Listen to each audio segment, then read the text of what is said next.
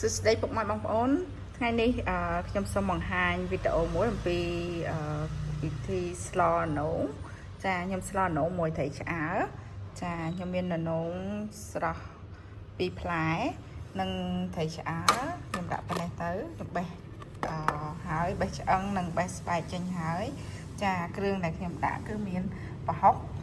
នេះជាប្រហុកត្រីខ្ញុំជ្រុំចូលគ្នាហើយនិងម្អម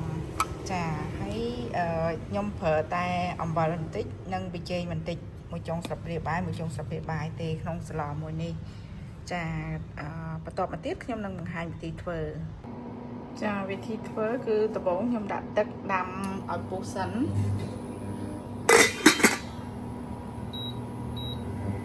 បន្ទាប់ពីទឹកយើងពុះហើយចាខ្ញុំធ្វើការដាក់ប្រហុកដើម្បីជ្រុំចាជ្រុំប្រហុកចូលសិន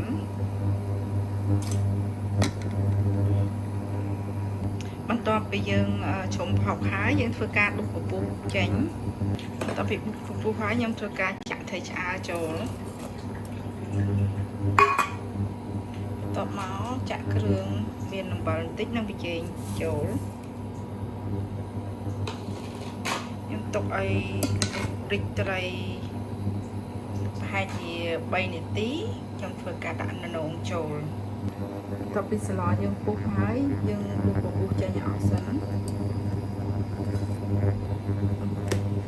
បន្ទាប់មកខ្ញុំធ្វើការដាក់នំចូល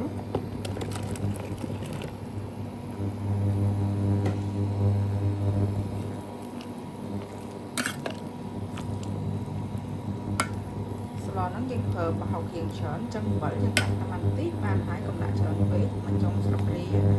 បានហើយតាមចំណង់ចិត្តរបស់បងប្អូនព្រោះអីបើសិនយើងដាក់រៀងថ្លៃពេកពិបាកកែតែបើសិនជាយើងដាក់បន្តិចហើយប្រហុកយើងវាយើងចាស់ដែរអញ្ចឹងវាទៅជាល្មមវិញចាបន្ទាប់ពីខ្ញុំដាក់ហើយខ្ញុំធ្វើការដាក់ម្ទេសចូលខ្ញុំទុកមួយពុះទើបខ្ញុំធ្វើការដាក់ម្អមចូលស្លនេះសាមញ្ញងាយធ្វើហើយអស់លុយតិចអរគុណបងប្អូនដែលបានទស្សនាវីដេអូរបស់នាងខ្ញុំ